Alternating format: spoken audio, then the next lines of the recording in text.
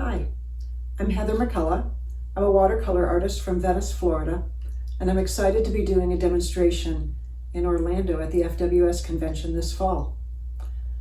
I will be demonstrating a landscape painting and using thumbnail value studies to arrive at a strong composition. Following that, I'll discuss considerations in selecting a palette and strategies of paint application. With those considerations behind us, the process of painting itself should go fairly quickly. The title of my demonstration is Slow is Smooth and Smooth is Fast. Alternatively, it could have been titled Mastery is All About the Basics. You'll see in my studio behind me here paintings that I have produced using this technique, both in plein air and in the studio. I hope the talk will be fun, informative, and helpful to you.